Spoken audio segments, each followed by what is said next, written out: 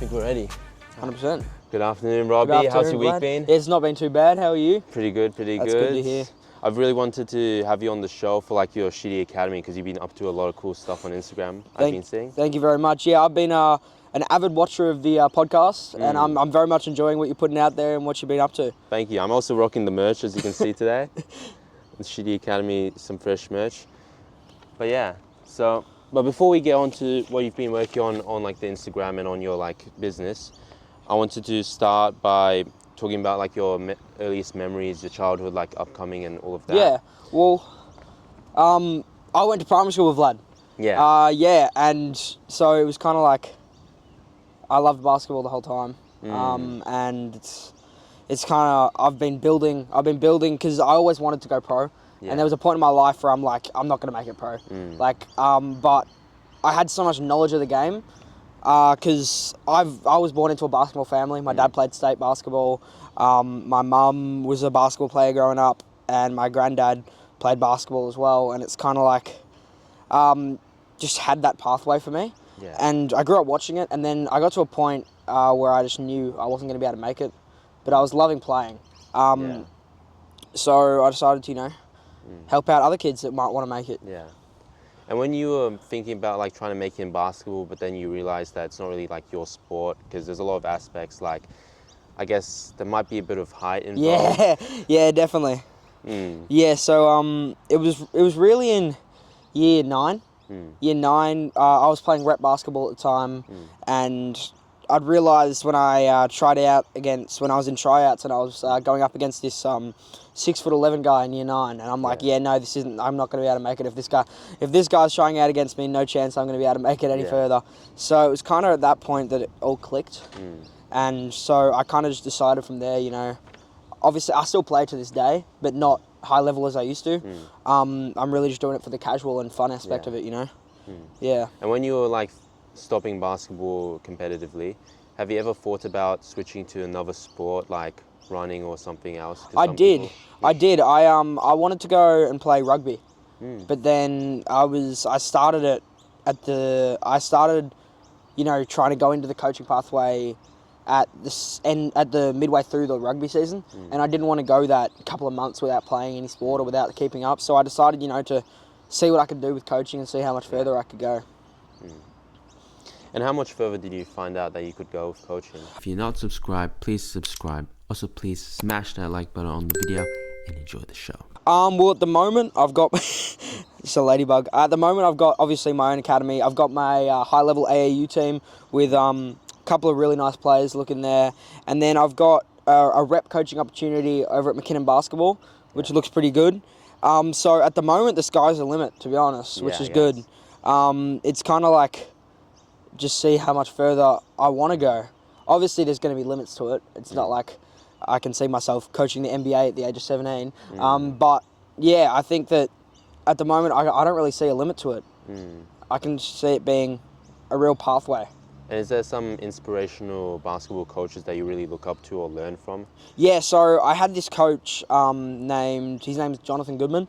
He coached Australia's 3-on-3 team, and then he came and coached me for a bit at this company called Chase Basketball. And from there, he kind of just led me as a mentor through my coaching pathway. I had done a lot of sessions with him when I was playing still, and I'd learnt a lot from him. And so when I decided I wanted to go into coaching, I kind of reached out to him, and we met up and we started talking about it, and he's been a really big figure in my coaching life. Yeah. Thank you for being on the podcast. I've been loving your work on Instagram, and I pretty much said this, but like, no need to go over the script. But what were your highlights of your childhood, Robbie? My highlights of my childhood were probably, I think I loved primary school. Yeah. Primary school was just so easy. There was no worries about it. I think playing basketball when I was younger, I loved doing that. I just loved being out there playing basketball. I was a big video gamer in primary school, whether it was Minecraft or even 2K, which I guess maybe led to a bit of basketball love. And then from there, it's kind of just gone into high school where it was a bit rocky to start with. But then I moved to where I am now at Sandy, and it's just been uphill. Yeah. I remember a lot of the time, like after school, a lot of the high schools would use our basketball court. Yes, yeah. Which I don't know why. Did they not have a Yeah, that's basketball what court? I was thinking the same thing as you. Yeah, we'd come out of primary school and there'd be kids from all around. They were just playing on our basketball court. It was, I guess each to their own. I guess, yeah. What was your earliest memory of your childhood that you can remember? My earliest memory. Actually, funnily enough, it was picking up a ball. It wasn't a basketball. It would be a bit cliche if it was a basketball. Yeah. But, God, I think it was a tennis ball. And that was my first words were, "Where's the ball?" or something.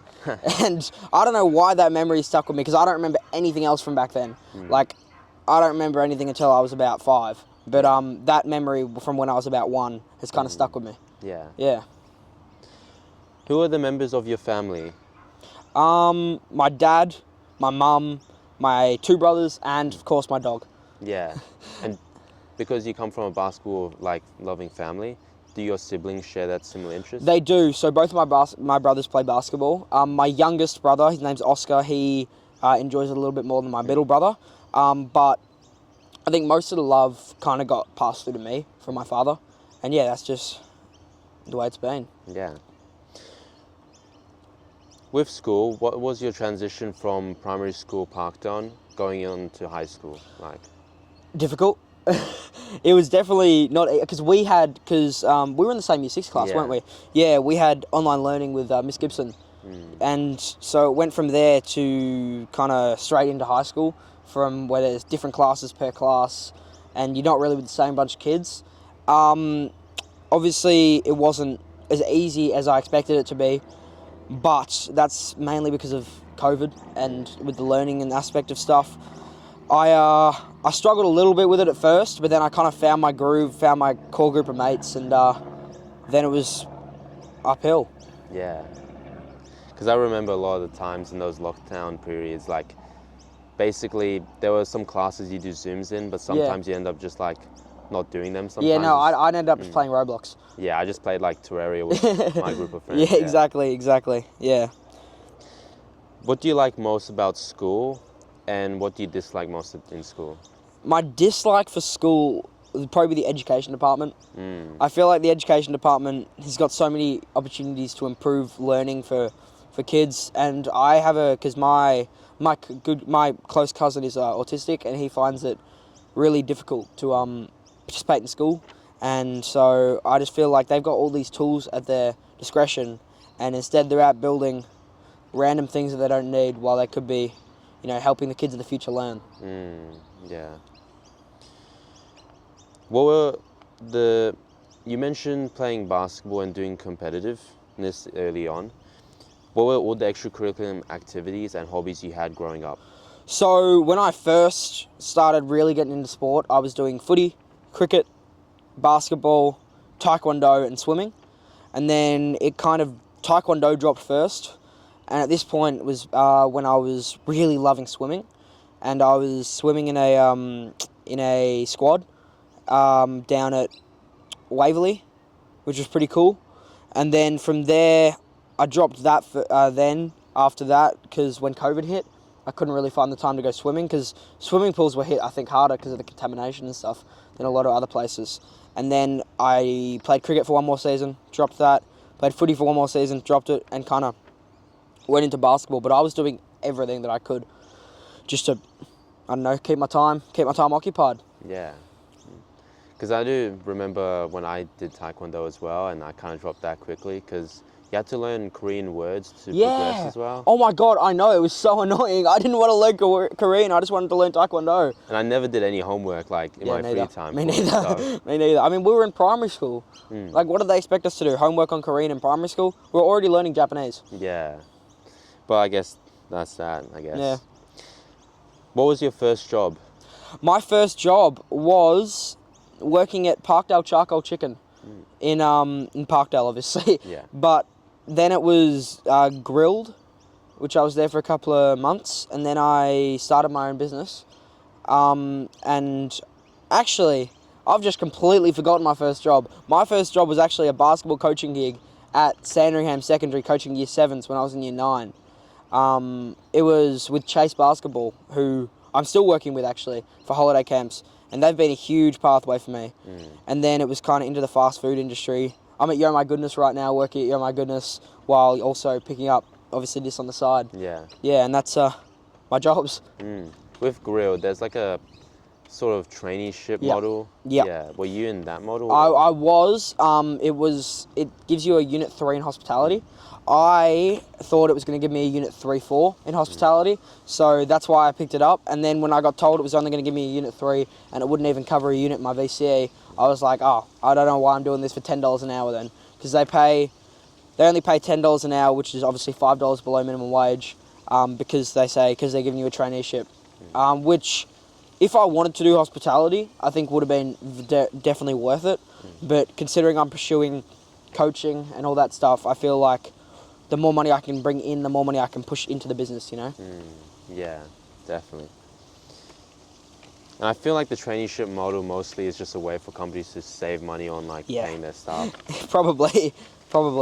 And like with the traineeship model, did they actually have like a course that they were teaching Nope. you? They didn't teach you anything. They had you do these modules, but those modules were just about learning about grilled, not learning about hospitality. So you're not really learning anything about hospitality, so I'm not sure how they give you a Unit 3 in hospitality, you know? But, oh well. Now I would like to learn more about your Sheedy Academy, the business you started. What is it? When did you start it? And how did you manage to start it? It was after I was talking to my mentor, Jonathan Goodman. I was helping him with his new Instagram page, because he's coached the Australian team, but he didn't really understand the social media aspect of it, and he wanted to help with that. So I was helping him with that, and I'm like, damn, I'm not bad at this. So I started my Instagram page, and I started it halfway through 2024, and then I started pushing it a little bit. I had a couple of sessions, not really much growth though, and so I stopped, which in my opinion was one of my bigger mistakes. And that was with my old logo, and then I was still working with Chase Basketball at the time, and then I started obviously focusing heavily on school, and then I got to about the first term holidays in this year, and I just rediscovered my love for coaching. And so I did a complete rebrand, changed the logo, changed everything, changed advertisements, and from there I just posted a couple of times a week, kept my clients up to date, kept everything up to date, and built projects for myself, like my Road to AAU series, and like my runs that we had recently, which had one of your classmates on there, with Harvey, But it started dully. It started slowly, and I've kind of been gradually building it up to a place where I'm proud to, be a part of it. And with those runs, because I saw a little bit of your posts on it, it turns out there was like an influencer involved? Yes, so these guys, they're called TCP, and they are a high-level recruiting agency, and then they also do their own, social media things. And they came down, they had their own team, and they made some social media things out of it, and I'm heavily appreciative to them, because that helped grow my page. I got almost doubled my followers after that, just from probably their influence from that. And yeah, I'll forever be grateful for them, because that was one of the big reasons that I've been able to take this extra step into this Road to AAU series that I'm doing. And how did you manage to organise the team against theirs? So actually, that was with a lot of help from Harvey Kenny. Yeah, he reached out to some of his Sabres teammates, and I reached out to some of the people that I know, and we kind of went together with that and built the best squad that we could possibly build against this superpower TCP. They called themselves the Avengers, and I won't lie, they were pretty good. We built that together, and then we kind of went through and we started planning it, and then I reached out to them. I had some other people reach out to them, and they came down. I met them on the day. That was the first time I'd met them, actually. And then they came down. They beat all of us. There was one close game that went to overtime, but the other teams, they had 21-year-olds against 16-year-olds, so we didn't really have a chance. But they were definitely cool to see them out there. Yeah. And is there anyone else that you're planning to do like a collab with? Yeah, so this podcast called the People in Australia podcast, yeah, it's my favourite podcast. Definitely huge shout out to them. Yeah. And I'm planning to do a collab with them. No, I'm just joking. I've got another collab with TCP coming up soon. And then I'm trying to reach out to a company called Baseline. It's like a social media agency for basketball where they just post high level players, you know, getting their names out there.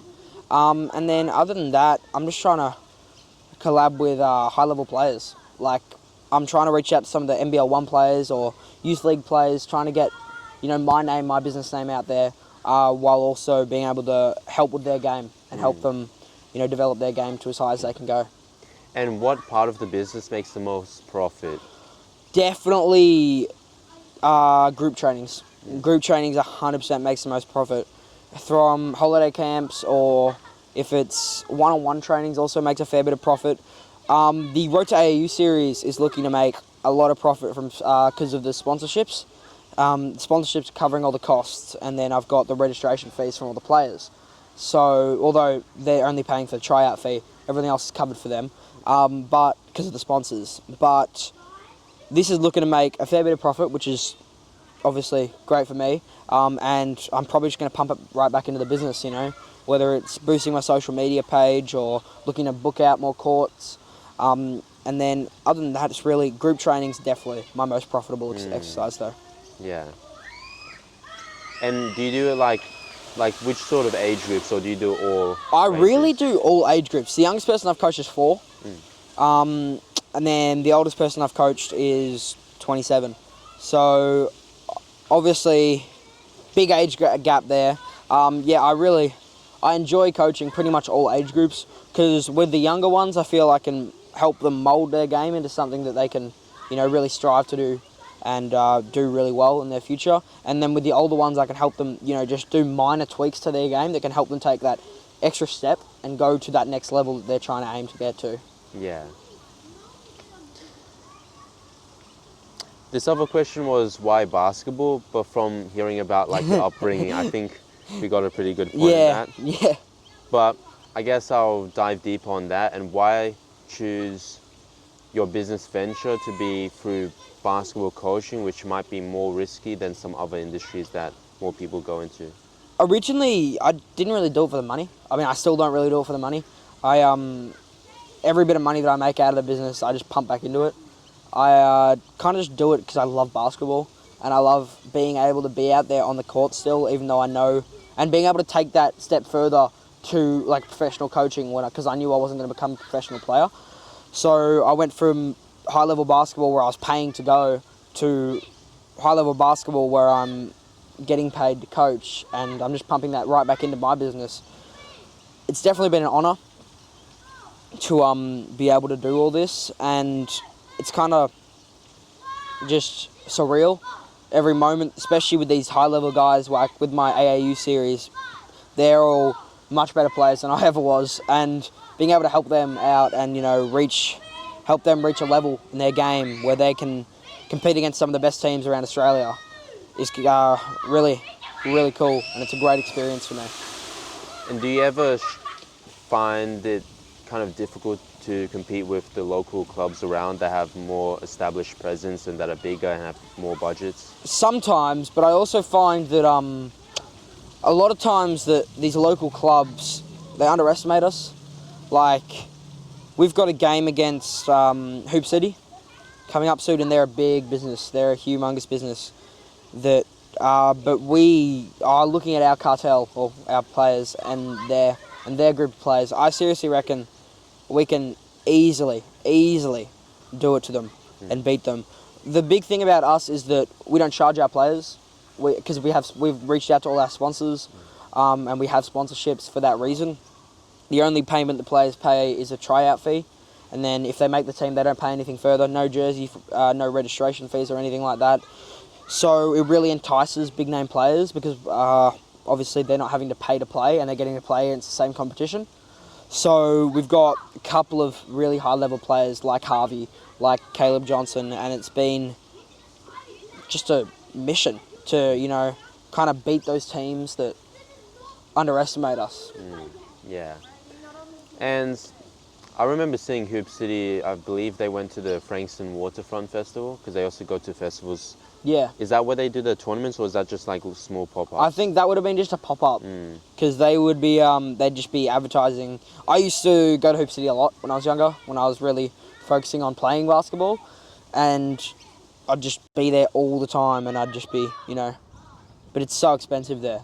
And they've expanded. They're a huge business now. It's actually really, really cool what they've done, from being one small joint in Cheltenham that I used to go to a lot and enjoyed, to now having pop-ups, or not even pop-ups, big locations all around Victoria. It's pretty cool. And from there, yeah, I think they would have just been just a pop-up to try and advertise themselves. Yeah. And have you hired people for Sheedy Academy to do other roles? Yeah, so I've hired a bunch of coaches for the Road to AAU series. And then other than that, I've really just been single-handedly managing everything. So a bit like you with your podcast, I'm editing everything, I'm filming everything myself, and it's kind of just see how much I can do, stack into my workload. But I've hired people for this Road to AAU series because it is such a big commitment. I physically don't think I could do it all by myself. So I've had to hire a couple of coaches for that, which is really cool because they're all really nice people. Yeah. And where did you get in contact with all these coaches? So one of them reached out to me, my assistant coach, Kalen. He reached out to me, and he's a really good bloke, and he just kind of explained his role and how he could help, and it was pretty much straight up, mate, get on board. And then this other guy goes to my school, Jonty, and he was a stats guy at a Big V team, which is one of the semi-professional basketball leagues in Australia. And he also, from me, you know, being a mate of his, has just shown me how much knowledge he has in the game. And so I invited him to get on board, and he was like, yep, 100%. And then we've got a couple of other coaches. One of them is my personal trainer. His name is Jeremy. Gymplicity is his business name, and he has been huge. He's our fitness coach for Sheedy Academy Select, and he is one of the most vital parts of our team, you know, keeping our players fit, keeping our players healthy, and just being there to either help them stretch or anything like that, you know. And does Sheedy Academy have like a gym section for the personal training, or? Not really. We've kind of got a partnership with Gymplicity. He's a personal trainer, as I said before. I really just focus on the basketball aspect. In the future, I'd love to expand into other aspects of the game, because obviously fitness is a huge part of every sport. But at the moment, we've kind of just been picking up and putting his business in the spotlight for all that gym type of things as well. Yeah. And with sponsorships, what are the ways that you reach out and get them approved, and what sort of advice do you have for other people that are starting out their business or their sporting academy and are trying to reach out for sponsorships? With people reaching out, I reckon I sent about 2,000 emails out to a bunch of different companies. So with people reaching out, I'd say start local. That's where most of my businesses ended up coming through. I got a local pizza shop at Bocconcino's, which has been my family's go-to pizza spot for the last 10 years.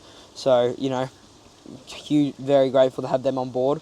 I have a building company, which was not local, they're in Geelong, but I reached out to their parent company, and they, I think, put it down the spiral to see if anyone was interested, and this company reached out to me, Stroud Homes in Geelong, and they've been great for the business. They've been really helpful. They've been actually offering advice as well, which has been really nice.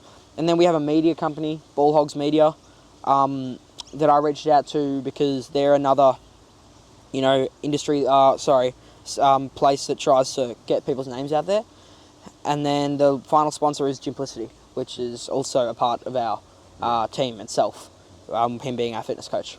And with these sponsors, how do you advertise them? Is it on the uniforms, or is it on the social media? So it's on both. So on our uniforms, it has all 4 of their logos on it. It has our 2 major sponsors, which are Stroud Homes Geelong and Bocconcino's on the front, and then our two mid-major and minor sponsors on the back with Gimplicity and Ball Hogs Media. And then we also try to advertise them in all our videos that go up with the Sheedy Academy Road to AAU team sort of thing. And does Sheedy Academy have its own website, landing page? It does actually now. I'm glad you asked that. Yeah, it's just gone up. We are currently, it's been built now. It has been built now. I've just bought the domain, so it should be up. God, it's over Christmas break because I actually hired someone to help me with that. I'd put one up previously, but I didn't really know what I was doing. So I hired someone to help me. And if it's not up now, it should be up when he gets back from his away time. So I know at the moment there's a bit of a landing page that says the Sheedy Academy website will be up soon. But I know that the website itself will be up before New Year's. Yeah, that's exciting stuff. Yeah, it is. It's very exciting. And what are your plans or ideas for the design? Would you like a single page that's infinite scrolling, or would you like multiple landing pages? I think I'm going to do 3 pages. So one will be, the landing page, bookings and stuff like that. And then there'll be a About Us section, which kind of explains our journey as a business, from a grassroots level to, where it is today. And then the other one will be a section just for Road to AAU, so advertising all our players, all our sponsors and all that. And then I might have a 4th page, which is just contact us if you need to, obviously, which I think all businesses do at this point, have a contact us page. And yeah, I think that'll be the brief design for the business, for the website. Yeah. And what do you see the future for Sheedy Academy in the next 5 years, and what are the steps you're going to take to get there? In the next 5 years, I would definitely say we could be at have our own location. I reckon we can have our own location, helping youth and not Senior young adults. basketball. Yeah, young adults and senior basketballers take that next step in their game.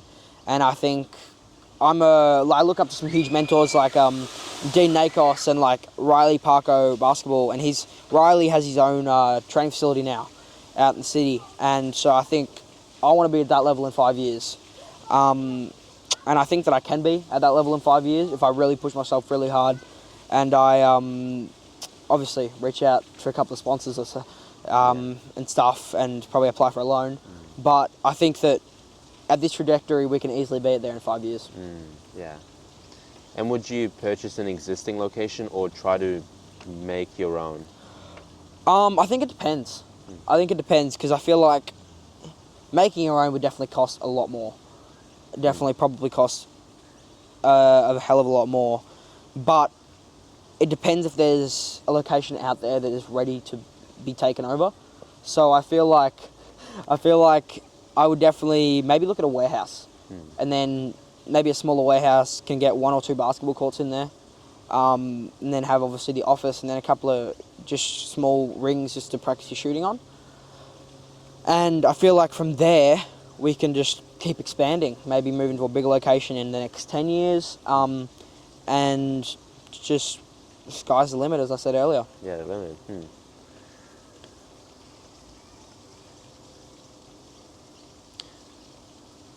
Where can we find Sheedy Academy?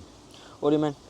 Or where can we find it online? Or So on social media, so I've got the Instagram page, Sheedy Academy, and I've got the TikTok page, Sheedy Academy, and then there is my email, which is sheedyacademy@gmail.com, and then my website coming up just before New Year's. So that is the best way to find me, or I'm often repping my merch as well, wearing it all around, because any publicity is good publicity. Well, not any publicity, it's probably bad publicity, but free advertising. So I try and just wear my merch out as much as I can and see how many people can notice it. do you ever make like QR code stickers or put on the back of your shirt so people Yeah, that's a great idea. That is a great idea. I'm going to steal that idea from you and I'm going to go home and do that straight away. I should 100% be doing that. That is a smart idea. I think I'm going to... Do you know how to make QR codes? Yeah, there's some websites where you can do it for free. You put a link and it generates. Perfect. Yeah, I'll be doing that the moment I get home. Yeah. But I have business cards as well that I try and give out, which just has the link to my Instagram. Yeah. But I should put a QR code on there. There's a special new company that released this business card where it's a single business card, but it's got a special RFID signature, I think, where you basically tap someone's phone and it automatically brings up the landing page and all what? the links and That's so your cool. LinkedIn or whatever other information you want. I didn't even know that existed. I haven't seen that before. That's really cool. Because a lot of people sometimes get business cards and then they forget about it Yeah. and throw it out. Yeah, I'd never heard of it. That sounds really cool. I might have to look into that. Would you ever start a Sheedy Academy YouTube channel where you can make longer form videos? Yeah, definitely. I feel like when I can find the time, obviously, to be able to set all that up, and I think I was planning on starting one for this Road to AAU series, and I'm going to release, it's going to be called Road to AAU, the full movie. When it's completely done, it'll be an hour or an hour and a half video, and it'll just go through our whole journey and then through the games and how we perform in the tournament as well. What sort of filming equipment do you use for it? So I've got my tripod, my microphones, and a stabilizer, and then I've got a backlight just like that one there. And I set that all up on a basketball court, and go out there and film, and then get that film on a USB stick, plug it into my laptop, go from there. But I use my phone camera to film as well, and then either I email it to myself or I get it done in a high quality and then get it on a USB, edit it on my laptop, and post it from there. But I'm looking to get a camera for this YouTube stuff, which I think will be definitely good to get. Yeah. And you could probably also use a small drone as well. That would be pretty cool. Have it fly over the players. Oh, what? Some cool shots. That's actually a cool idea. Yeah, when they're playing, some action shots for basketball. Yeah, that'd be a really cool idea, actually. And there's a few brands like DJI, which is like the one I'm using. It has active tracking where really? if you set it, it could automatically track a person's head or whatever. Oh. So while they're playing, you could follow them behind as the drone or as the camera standing on a tripod. Really? Yeah. I didn't even know. Do you reckon it'd be able to follow the basketball? It could, yeah. You could give that a shot, yeah. Yeah, I'm gonna look into that. You said DGR? DJI. So Oh, DJI. Yep. Yeah, JI. Yep. But yeah. What is your advice for young people who are like yourself, who are thinking about starting their own coaching academy for any sport, but they don't know where to start and they're kind of overwhelmed by the competition and how well established they are? Start on social media. And any doubt you have in the back of your head, it's not going to backfire. It's not like you're pumping in all your life savings into it just yet. If it's what you want to do, go and do it. That's what I did, and it's doing well so far. And I'm loving it. I'm enjoying it, and it's become the best part of my life. And it's just been my favourite thing to do over the last couple of years. And I think for anyone looking to start one, start on social media. You might get embarrassed if your friends are like teasing you about it, but seriously, it's good to even have them as a follower. It's not like they actually despise you, and they're there and they're still watching your videos, which is, as I said before, any publicity is good publicity. Yeah.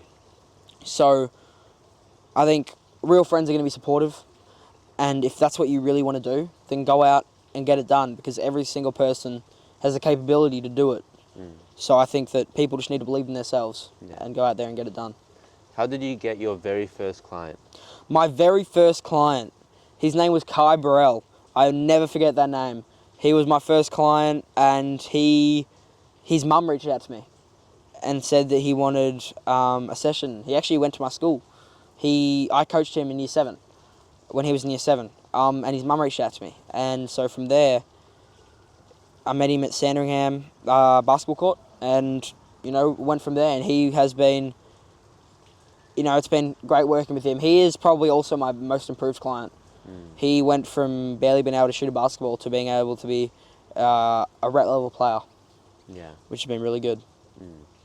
And during your one-on-one sessions, what are the sort of drills you run through with your players, and do you use extra equipment when you do those sessions? Yeah, so there's this thing called a D-man, which is like a silhouette of a person. It's kind of to simulate contested shooting. And then other than that, I use cones. I do a lot of dribbling work, and then a lot of shooting work. I specialise myself in shooting the basketball. And I feel my favourite drill is called it's a fatigued shooting drill. It's extremely tiring. You got to sprint to a elbow, backpedal back out to half court, sprint to the other elbow, and it's just continuous. And you got to make, and it starts easy, and then once your body gets fatigued, you got to make 7 of them, and you just. I think the quickest I've seen it done is in like 4 minutes, and they're absolutely like knackered after it. They're absolutely gone, and they need like 5 minutes to recover. So that's my favourite drill to do because it really shows resilience in players and shows how much they push themselves. Because if they push themselves 100% and they get that done quickly, and they come out and they're like almost passing out, then that's just so impressive to see a player pushing themselves really for their love of the game. And then I always finish my sessions with you got to make a layup, a mid-range shot, a free throw, and a 3-point shot in a row. And some people get very annoyed with that because they'll make all 3 of them in a row and then miss the last one. It's pretty funny when some people start getting mad about it, but really I'm there to try and help them build their game. And I feel that when they do get it, they get the sense of pride in themselves that I've finally done it, and then from there they just pack it up, go home, probably stretch, and yeah.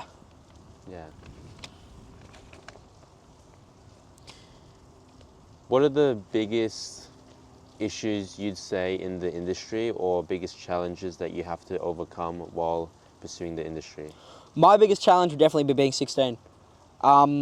It's hard to get a lot of people to take it seriously, and I think I understand where they're coming from. Like, they've probably been in the game a lot longer. The only way that I kind of overcome that, because I look up to a lot of people. There's a lot of people that know hell of a lot more about basketball, about a lot of things than me, and I study.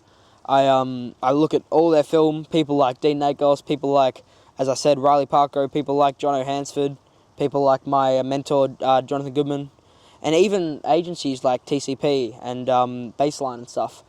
I study a hell of a lot of basketball, and I watch a hell of a lot of basketball as well. So I know the game, and so when people doubt me, it kind of fuels me, I guess, to push to be able to be just as good or better than the person that's doubting me. But I also don't find myself holding grudges. Like, I think it's because I can see where they're coming from.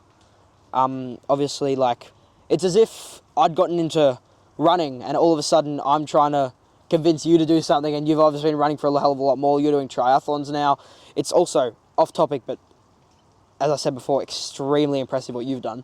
Like, I was actually really, really motivated at one point by what you posted, and I was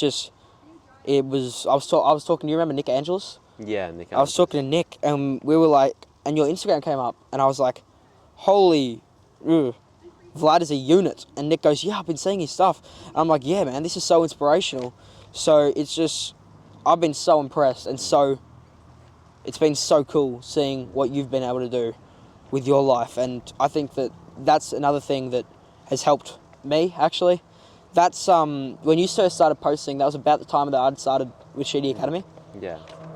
And seeing your inspiration stuff, I really took that on board with a lot of it. So I guess with people I got to thank, I'd probably put your name on there as well. I'm not even joking. I saw you remember when you were talking about, when you passed out. Oh, yeah. Yeah, and you were just, I read the caption, and you were happy that you'd driven yourself to a place where your body had to, because it means that you were pushing yourself that hard and that you wanted to commit to this. And when I read that, that's when I started doing this fatigue shooting drill. I'm not joking. That actually, I probably should have told you about that earlier. So yeah, you were the reason that I started doing my number 1 drill now. Right. Yeah. So, funnily enough, but yeah, it's obviously been fun. And I guess you can make like a dedicated boot camp around basketball, maybe like a very hard training sort of endurance. Yeah, I definitely could. I feel like definitely that's another project. That'd be a big project. So at the moment, obviously with my road to AAU thing, I don't know if I'd be able to find the time to be able to obviously wrap that in at the same time, but that is like a holiday camp kind of thing. I could definitely see that happening in the future. And maybe when you get that different like camera equipment and stuff, you could kind of maybe get some like wrist straps for like a tiny camera where you can get like kind of wrist shots when they're dribbling. Yeah. There's a lot of stuff you can do with Yeah, there's a lot of that equipment for series. basketball. A lot of it's very expensive, but honestly, it's a price you have to pay. So I definitely am going to look into it when I get all that better camera equipment. When I start making the YouTube content, I'll definitely be picking it up from there. Would you ever think about renting equipment where it's cheaper, so you rent it specifically during the series? Yeah, that's actually not a bad idea. I should definitely look into that as well. Renting equipment is what I've done in the past, actually. And I think that it really just depends on how often I think I'm going to use it. Because if I think I'm going to use it extremely often, then obviously if I'm renting it, it'll eventually be more expensive than actually buying one myself. But if I'm only going to use it 1 or 2 times, then I think renting it would be a better pathway to go. And on the topic of rent, how much does it cost to rent the basketball court, or do you have like a membership where you can use it whenever? It's really expensive renting basketball courts. The best place to go by far is going to be Hoops 24/7 in Dandenong. They have the cheapest rentals. I would love to say Hoop City because it used to be Hoop City, and I spent a lot of my childhood at Hoop City, and they've definitely got the best facilities. But Hoops 24/7 is the best all round, cheap, and great courts and stuff. But they cost, like, for my runs, for my runs it was 3 hours for a whole court, and it was like $250. And then for my tryouts for this Road to AAU team, it was 2.5 hours for 2 courts, and it was something like $480. So it's definitely on the more expensive side of things. And is there a calendar that they use so they know who's booked it, and so you know when you can? Yeah, when I went over, they had this big booking screen, and they were like, all right, this is where everything is. I think it's so that obviously they don't try not to double book, and it's just a way of organising yourself, which is another huge part of everyone's life. I need to get better at organising myself, so I think the way that they do it is pretty well done as well. And do you ever find it kind of, not annoying, but do you ever find it conflicting maybe, but where you try to organise with a client for a specific time and then the court's already been booked that time and day? So with one-on-one clients, I usually have it so they pick the venue. With group sessions, it's different. Usually with group sessions, I'll call Hoops 24/7, which is my main branch, prior to booking it with them, and check if they got availability. But with one-on-ones, because I'm pretty flexible with where I'm going, I've gone out to Frankston for a client, and I've gone all the way to Geelong for a client, because I just love coaching. I love being there and being able to help people's games, and it's helps me with my life as well. And so with a one-on-one client, it's kind of, they pick the venue, time, we'll work out a time obviously because I'm not available at 1 o'clock in the morning on a Tuesday morning, but we'll find a time that we'll pick a venue, and then I'll be off, we'll be there. And do you ever do outdoor venues? Yeah, so if a player decides to do an outdoor venue, it's completely up to them. Obviously, the more high-level players always choose to do indoor venues, but I've done a fair few. I've done maybe 3 or 4 outdoor venue sessions. Actually, maybe more. Maybe 10 or 11 outdoor venue sessions compared to my 40 or 50 indoor venue sessions. So it really is up to the client's discretion. It depends how much they want to improve their game. On a day like today, it'd be perfect to do an outdoor venue session. And knowing that that's there, I'm going to do a lot more outdoor venue sessions just there at Waves, because that's a really nice outdoor court. And it's like $2 for non-swim entry. Exactly. Yeah. Definitely something I'm going to look into. You mentioned doing your piano tutoring at the start. What sort of instruments can you play, and what sort of music do you prefer to make or listen to? So when I still play piano. I've played it since grade 1. Prep, because my mum was a pianist growing up, and my grandma, my whole family's played piano, except my dad. So my brothers both play piano. I played piano for my whole life. So it's kind of what I was good at. And so, because it's such a niche thing, I guess it's not that niche, but people, when they're younger, don't do it as much. So I kind of was just there, helping out where I could. And then I can play a couple of songs on the ukulele now. Oh, right. But yeah, I've kind of always just been that one instrument guy, which is a bit disappointing because a lot of like the big, impressive musicians can play. God, I've 20 odd instruments, but it's really tough just being able to learn. I learned guitar for a little bit, but I was never great at that, so it's kind of just been piano for that. And then in regards to what I listen to, it depends. So if I'm playing basketball, it'll be more pump up music. If I'm chilling out, it'll be obviously more chill music. And then sometimes I find myself listening to rock music. I don't know. It's kind of, I listen to a lot of different music. It kind of just depends on the mood, who I'm with, and what I'm feeling like listening to. Would you ever, for like a video or like a cool group session, bring out the piano? Oh, mate, that is a great idea. I might have to do that one time. I might have to just bring out a keyboard and just start playing the piano mid-video. That would be funny. I might have to... Yeah, you know what? I would do that for a video. It'd probably get views, so... And there are some people that like kind of do piano pranks where they like hit the very low tones when someone's like walking every step and like make... I've seen them, yeah. So you do something similar with the players running around and like kind of throw them off. That'd be a very interactive way of training. I think the players would definitely get a little bit annoyed, but it'd be pretty funny. It'd definitely be pretty funny and probably get a lot of views. But I've the most I really played in public, I played at a concert one time with 800 people there. That was probably one of the most terrifying moments of life because I had no idea. I'd just learnt the song, so I wasn't 100% confident. Thankfully, I didn't mess it up. But I also just love playing, I don't know if you've ever been to Melbourne Central, but they've got this piano out there, and it's just for anyone to play in the food court. So I play there a fair bit. I've contemplated posting it on Instagram, but I'm like, maybe not, because I felt like if I'm going to post it on Instagram, I want to do it 100%. So I've got some piano clips on my Instagram, not my Sheedy Academy one, but my personal one. And so it's kind of just what I enjoy doing, you know, but I don't think I'm going to take piano any further. Because I guess with that like kind of Instagram thing, you kind of could make a very small song, maybe even with some help with AI, about Sheedy Academy. Have some kind of special hat that's related to basketball, your merch, and kind of make it sort of related to Sheedy Academy. A bit like an ad. Yeah, but like you're playing piano, so like it catches people's attention a little bit. Yeah, maybe. I mean, like a single reel. Yeah, that seems not a bad idea. Yeah, I could post it and then just kind of see how it goes, and if it performs well, then you can do more of that in the future.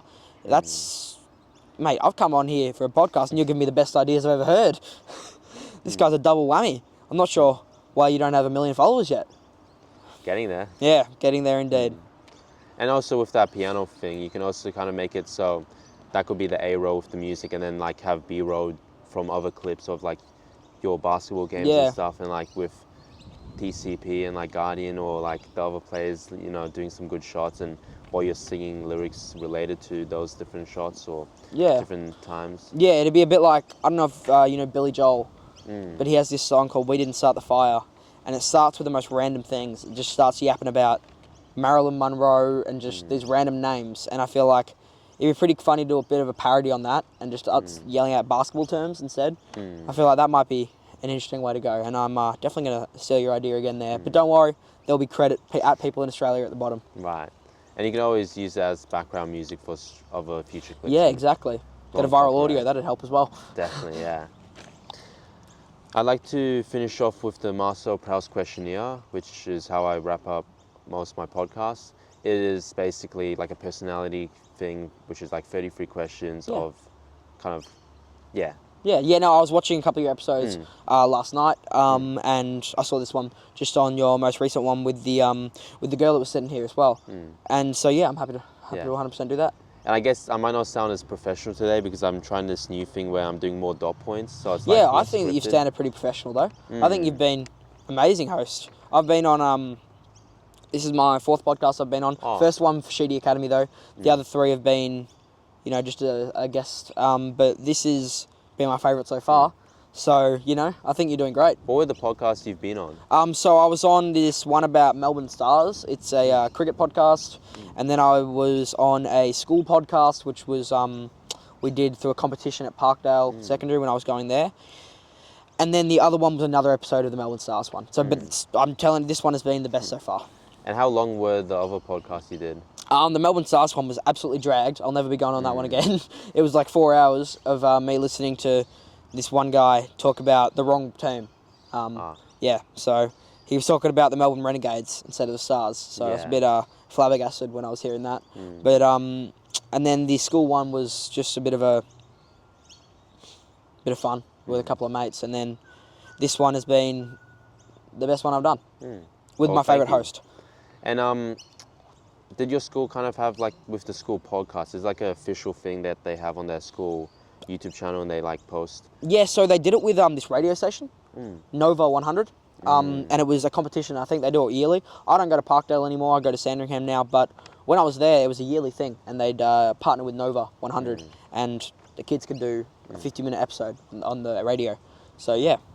Because I was thinking about having our own school podcast where I go, like Bob Morris, where we could have students during lunchtime borrow the equipment, organize between each other like what days they'd film, and during lunchtimes film like interviewing or just speaking with their friends or teachers or whatever. I personally think that's a great idea. Yeah. Because I mean, even when you leave the school, because obviously you're in year 12 now, but when you leave the school, it can be a tradition that passes on. That's right. Yeah. And I think that's a really, really good idea, Vlad. I think that building a school podcast where you've given everyone the opportunity and platform to be able to speak and get their voice out, I think that's a really inspirational idea.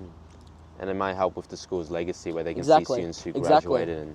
Exactly. Obviously, Bowie's a newer school, so I think that getting core memories from students who've graduated like yourself next year would be really cool to see. Yeah.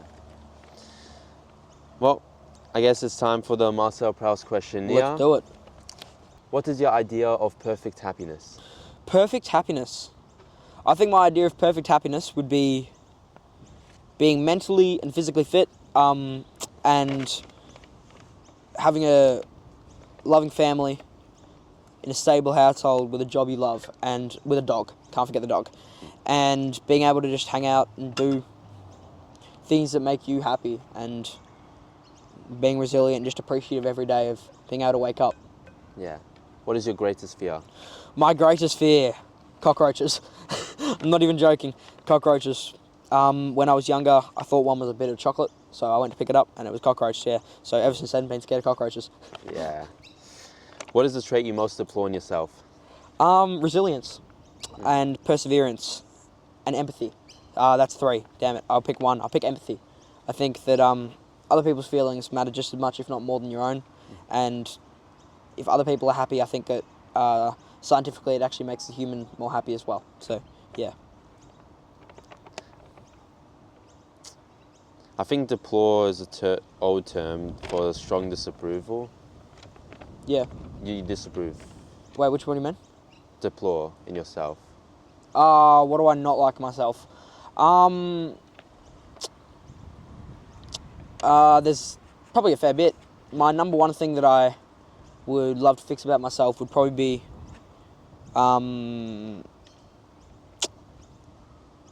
perseverance.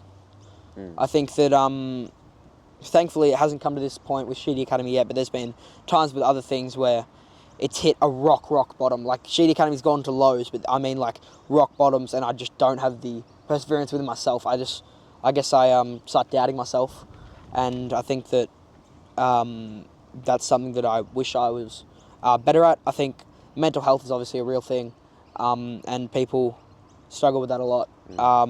Thankfully, I've never had a big, issue with it, but I know a lot of people that have, and I think that my deplorance would be definitely perseverance. What do you most deplore in others? Taking advantage of people. I really don't like people that take advantage of people. I think if someone's there and they've got the kindness to help you with something, you should be able to help them back. And I think that everyone needs to, be treated as they would like to be treated and as they treat others, Yeah. That's like what they taught us in Parkdale. Yeah, the 7 healthy habits. Yeah. Which living person do you most admire? My dad. My dad, 100%. He is the most resilient person I know, and he would always get himself, if he's gotten himself into a hole, dig himself straight out of it. So my dad or my mum, who's gone through a hell of a lot of struggles and has come out to be the amazing woman she is today. And then the outside of my family, my coaching mentor, Jonathan Goodman, who is just such a huge part of my coaching journey. And I wouldn't be where I am today without him. What is your greatest extravagance? Can you explain?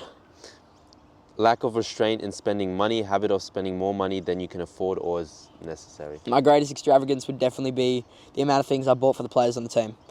I've bought way too many accessories for the players, so I'm out of pocket for it. But I don't know. I wanted to give the players the best experience they can get for Sheedy Academy Select.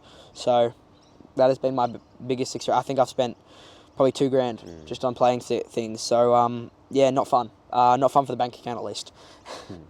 For the Road to AU series, would you have like a custom basketball with the Sheedy Academy printing? I should get one. I think it would look good just to have as a prop. Yeah, I'm going to get one. Now that you've said that, I'm going to order one. What is your current state of mind? What do you mean?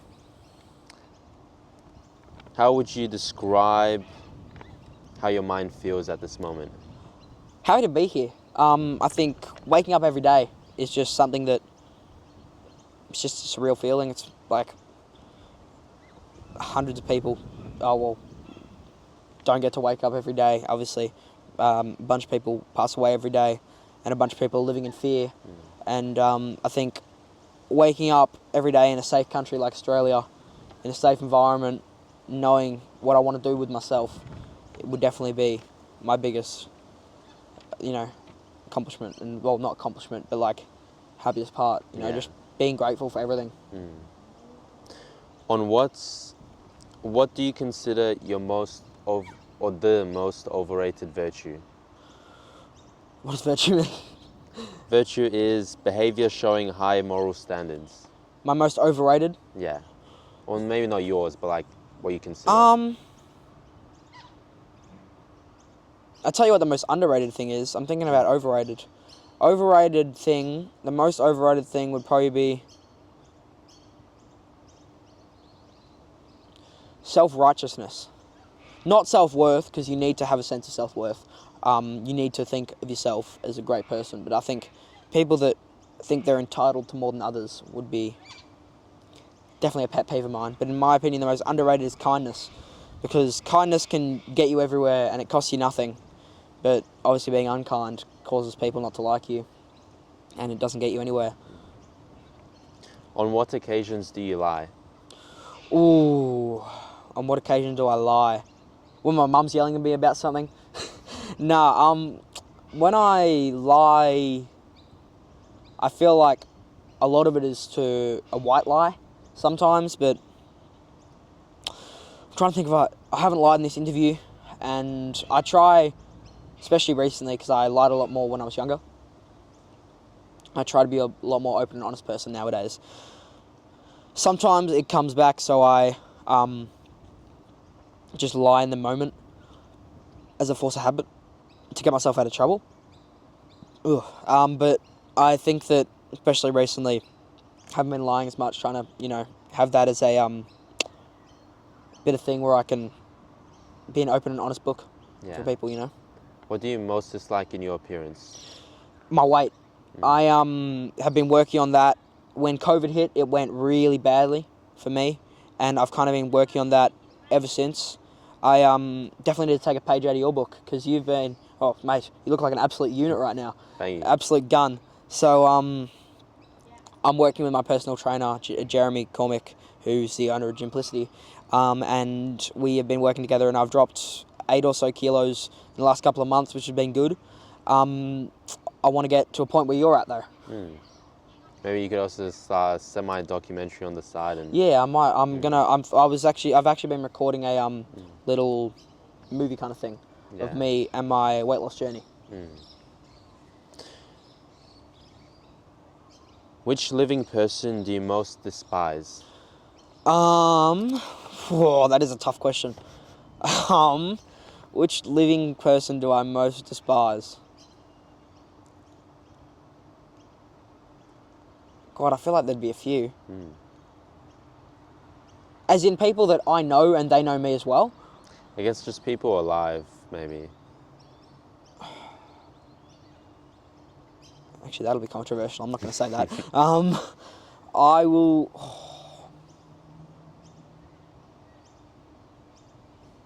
The English cricket team. No, I'm joking. I think whoever the leader is... Oh, no, he's not living anymore. Do I most despise... You know what? The son of the guy that's in hospital right now, the Bondi shooting. I think that everything that happened... that is happening over in Israel and Gaza is obviously extremely messed up, and there's no obviously right reason for any of it happening. But we're down in Australia, and we send support up to countries, and we also, I guess, serve as a protective place where all cultures, whether it's Jewish people or anyone else, should be able to feel, safe to be here. We pride ourselves on being such a safe country, and these people were such normal people. I mean, the dad was just a builder, and the son was, supposedly a normal kid, but then this massacre happens. And we actually went to school with, I don't know if you remember a kid named Angus Smythe, but his father, unfortunately, was shot in Bondi and passed away. So he is one of, and he wasn't Jewish. He wasn't of a cultural background.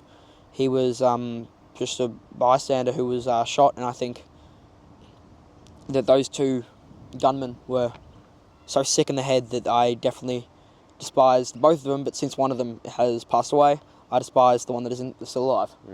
Yeah, I think a lot of, if not majority of Australia feels that way. Yeah. Yeah. What about you yourself? Who do you think you most despise in the world? I guess at the moment it has to be that guy. Yeah, okay. Yeah. What about, other than that bloke? Other than that bloke who's alive,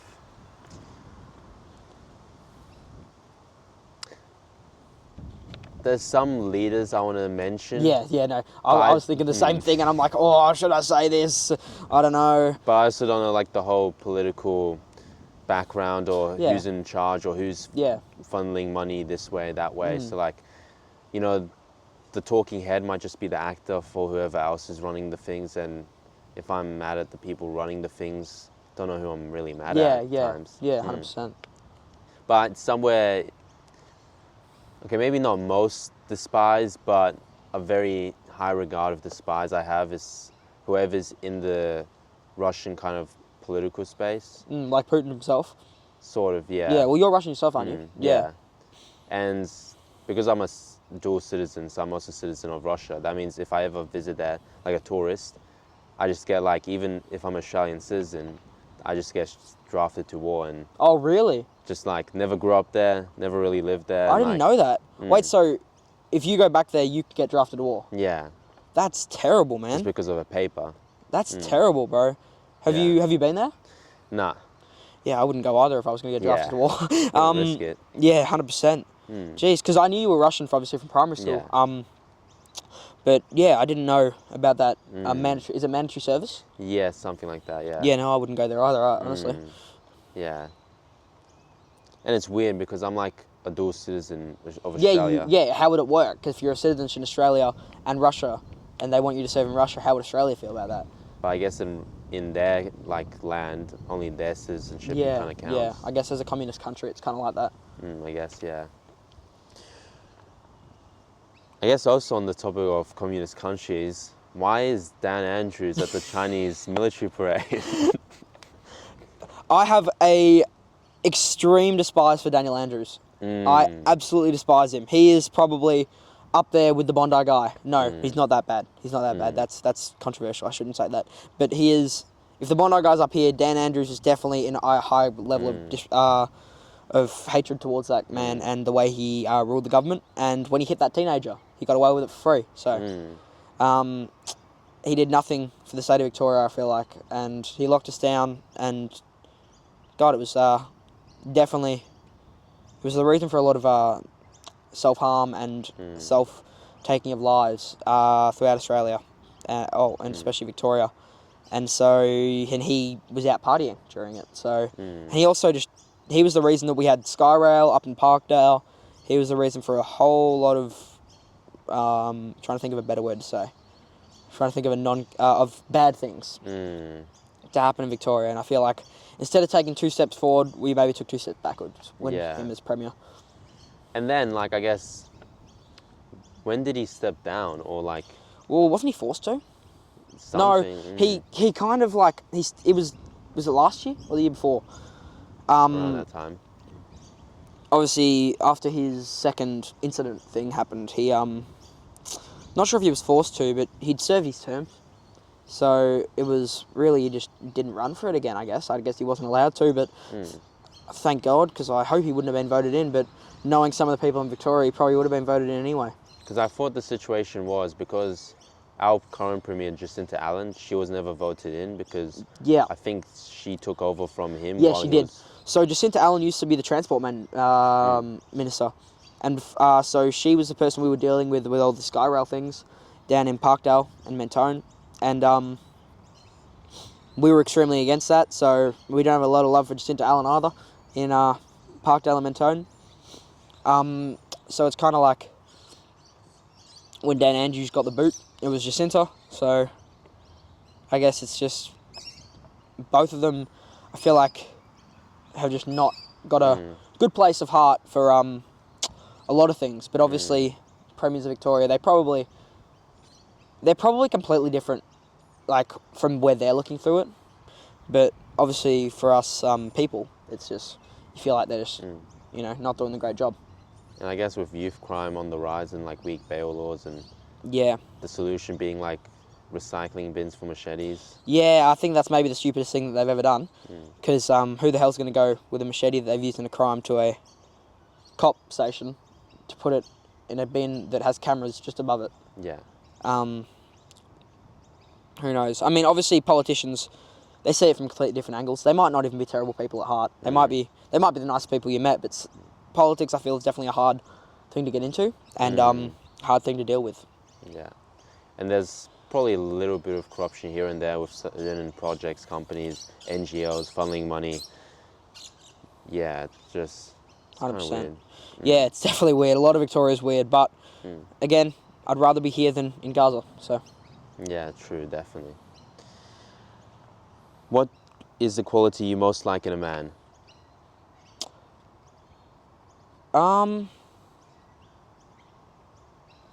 Resilience or empathy. I feel like people need to be able to care about each other. And I feel like a lot of men don't really talk about their mental health, myself included, because it's kind of a sense of weakness, I guess. With a male stereotype, I guess we've got to be the strong ones, the people that are supportive and there to, be a bit of a building block. But men's mental health, as I said earlier, is real. I mean, there's a reason that men's suicides are like 12 to 1 for women. So I think that people need to be able to speak out, be able to have those good friends that they can really talk to, and be able to, talk and understand what other people are going through. What is the quality you most like in a woman? A lot. Let me think. It'd be too basic to say empathy again, but I'll say compassion. That's a good one. Yeah, compassion, and I guess wanting to be like a compassion and strength. I think strong women is really admirable because a lot of women just get taken advantage of or get taken for granted when a lot of the time they're doing just as much work, if not more, than the man. And I feel like a woman that knows her worth and is strong and compassionate and really helpful with everything is just a great person to be around. I've got a couple of really good female friends, and they're all strong and compassionate and some of the nice people I know. Yeah.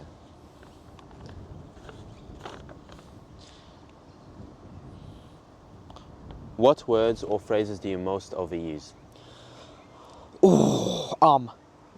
I use way too much when I'm trying to think of a filler word, but phrases, just the way the cookie crumbles. I use that a lot, and I don't know why. Jeez, I've said again. Now I'm going to think about it every time I say But I think that there's definitely a lot of words that I overuse, and I think "and" is one of them. What about you? What do you think is some of the words or phrases you overuse? It used to be a lot of like. Yeah. I used to say like a lot as well. Thankfully, I've kind of cut that out of my vocabulary. But I used to say things were like this and kind of like that, and like, yeah, I used to say that a lot as well. Yeah. And I think it's kind of changed, but I kind of forgot what I've been using. Yeah, me too. It's probably obvious in the podcast. Yeah. We'll look back at the footage, and it'll be like, oh, he's used that word 100 times. Yeah. What's or who's the greatest love of your life? What do you mean? What as in like an object or like a sport, or who as in like an individual would be the greatest love of your life that you couldn't kind of live without? My family. I've said again. My family and my good friends, I think, are the biggest, part of my life. I think that they are the reason I am what I am today, and I think object-wise, basketball, because obviously with Sheedy Academy and stuff. But my family are also supportive, and my extended family as well, just always there, helpful and stuff, Yeah. When and where were you happiest? It's a deep question. I think that I was happiest when I was in primary school, maybe, even. I feel like there's been stages in my life where I was unhappy, and then stages where I was happy. I can't really pinpoint a time where I was happiest. Maybe now, being a basketball coach, being able to do what I love.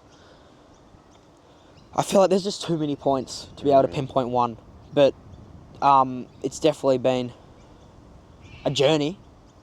I can tell you when my most unhappiest moment was. It was definitely halfway through year 8 when I left Parkdale.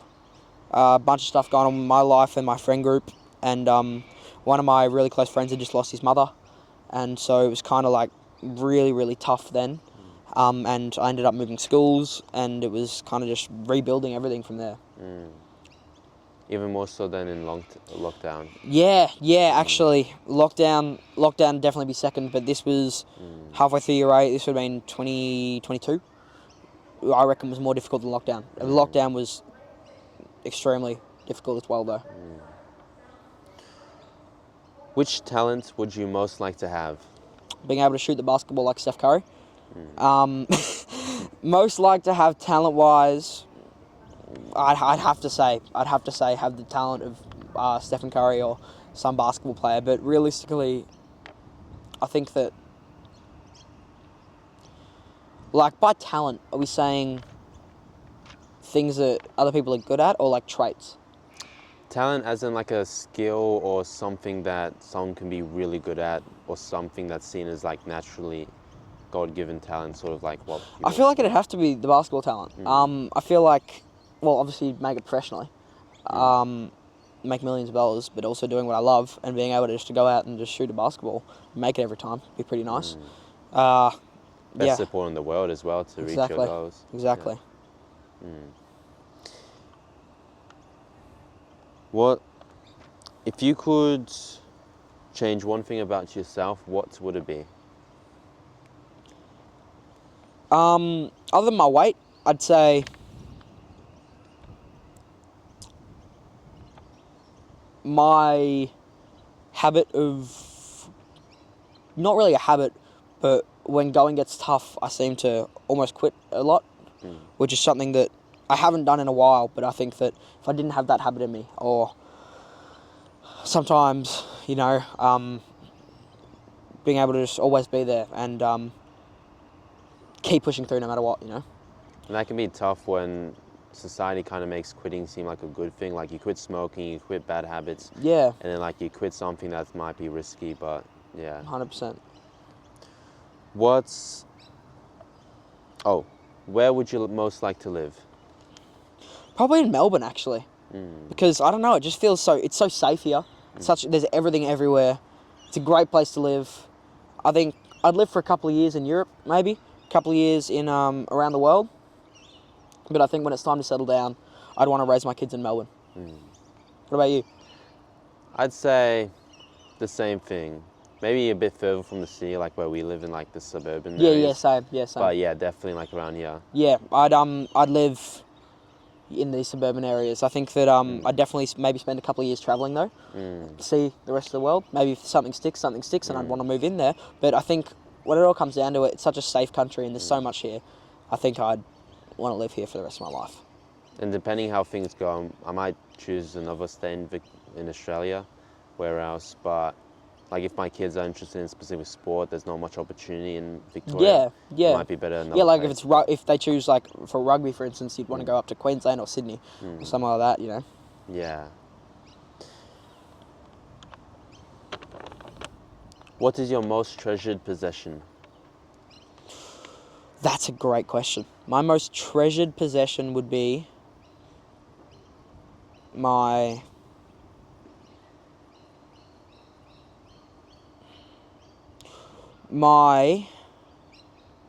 God, that's tough. My most treasured possession would have to be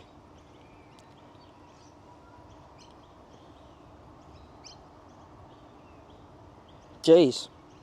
There's just so much.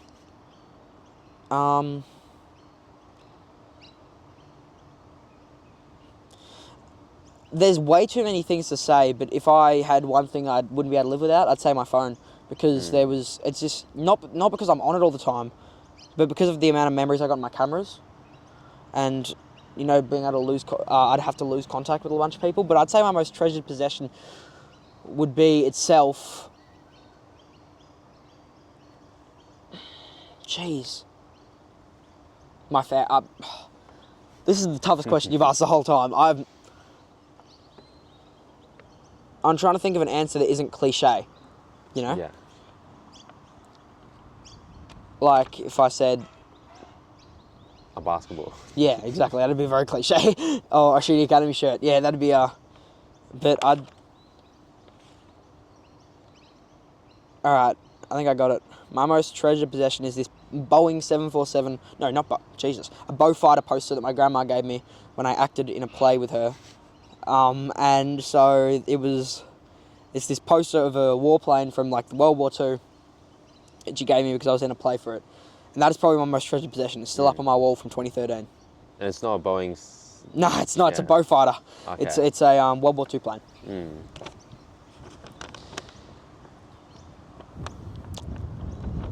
What do you consider your greatest achievement? What I'm doing right now. Sheedy Academy.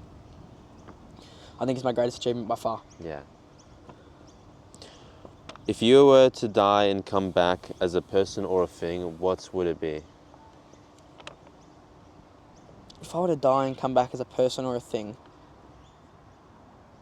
Honestly, I'd rather come back as myself because I just feel like I just appreciate everything I have, and I think that it's been building up for a long, long time, and I think that the further I can build it, the better, you know? Yeah. What do you regard as the lowest step of misery? Lowest step of misery? Cheating in a relationship. I think loyalty is a huge thing, and someone cheating in a relationship is just, you know, obviously the opposite of loyalty. Yeah.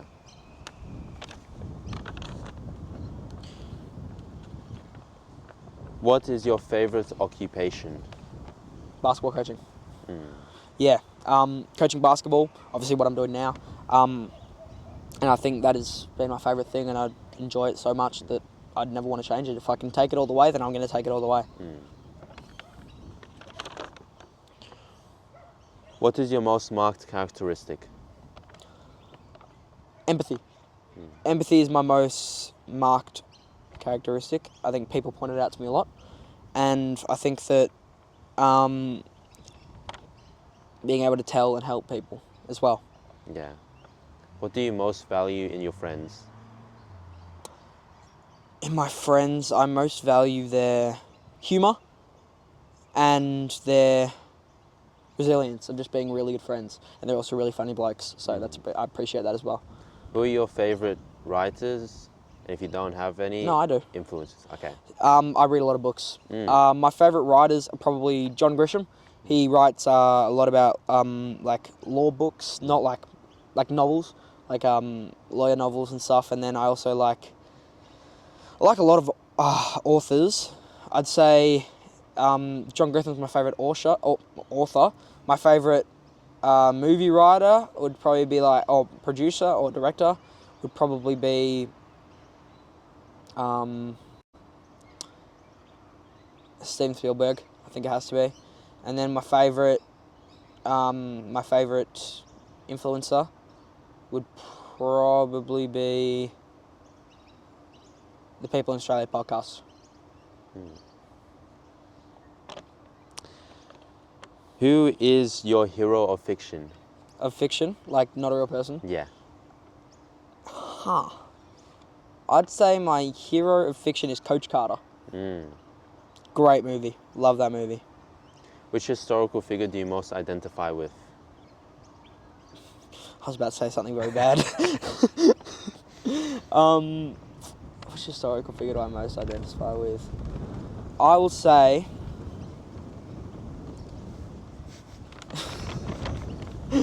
I'll say Gandhi. Because I think that peace is such a big thing and that everyone should have, the peace that they deserve. Yeah. Who are your heroes in real life? My father, my mum, my whole family, Steph Curry, Jonathan Goodman. I'm trying to think of other people that have just got big journeys that are Vlad. Who else have I really admired and seen, building? Nasiah Wanganeen-Miller. He's a gun. He plays for the Saints. That's my footy team. He's my hero. Yep. Yeah. What are your favourite names? My favourite names, like for a kid, if I was to have a kid. If I had a boy, it'd probably be Jack or Travis, because of Travis Head. Yeah. Yeah. What is it that you most dislike? Like just overall? Yeah. Asparagus. More than cockroaches? Oh, actually, no, you're right. It has to be cockroaches. Because you wouldn't eat a cockroach. Absolutely not, mate. Absolutely not. What is your greatest regrets? I have a lot. I think not starting Sheedy Academy earlier or taking that 6-month gap definitely is a big regret of mine. And then just random things that I've done in the past that I think could have boosted my trajectory up more. Yeah. How would you like to die? Oof. In my sleep. Probably of old age. In my sleep, not in a retirement home. If I'm in a retirement home, I don't want to be there. Like I'm as long as I'm still in power and being able to control myself, I don't want to be under the assistance of someone 24/7. If I've still got a loving family, stay around as long as I can. If not, I don't know, skydiving without a parachute. I don't know. Yeah. Well, thank you, Robbie. Thank you so much. It's been an honour to be here. It's been an honour to have you on. Thank you very much.